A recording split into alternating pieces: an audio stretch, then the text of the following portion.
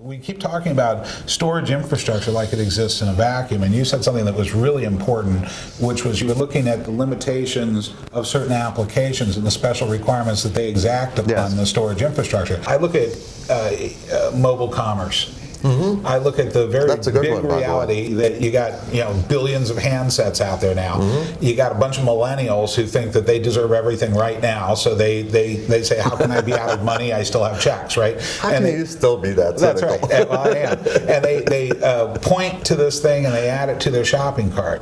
And that one transaction, which is milliseconds away from hitting a system, hits the front door and then starburst. It generates thousands of transactions in the back end.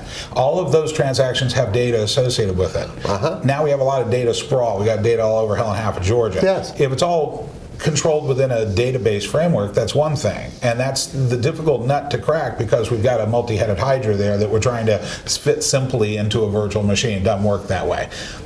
However, we also have problems even with the more conventional applications because you aggregate enough of them and you're putting them onto, despite the multiple threads and the multiple cores and the processors, you're putting them on an I.O. chassis that basically has to jumble up the I.O. coming out of all the hosted apps. And if you got 20 applications sitting on one server, all the I.O. from all those applications is being randomized. Now we come up with what you guys call the I.O. blender.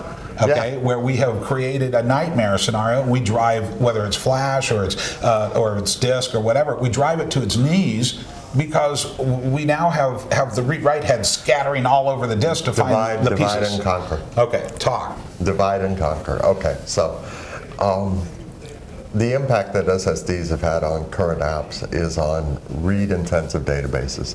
They have not been on databases in general or write-intensive databases for a whole lot of reasons.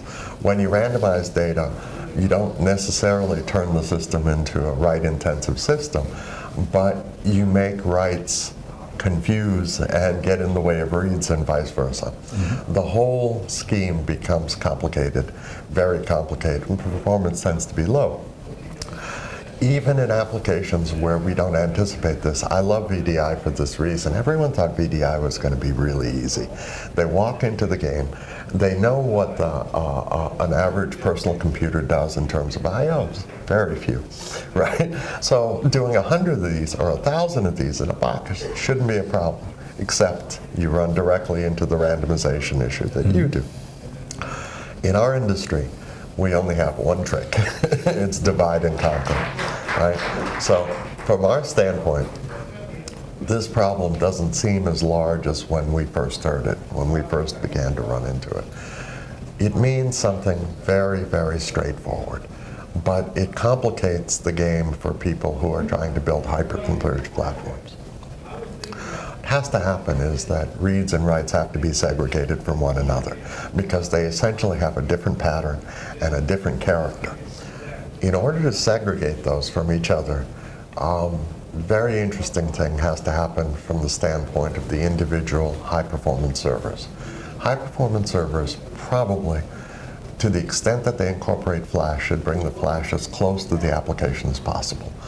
As close. And this is not a bus discussion about PCIe buses and blah, blah, blah. This is a discussion about network channels, network wire latencies. And physical infrastructure, where it needs to actually be. Absolutely right. Yes. Absolutely right.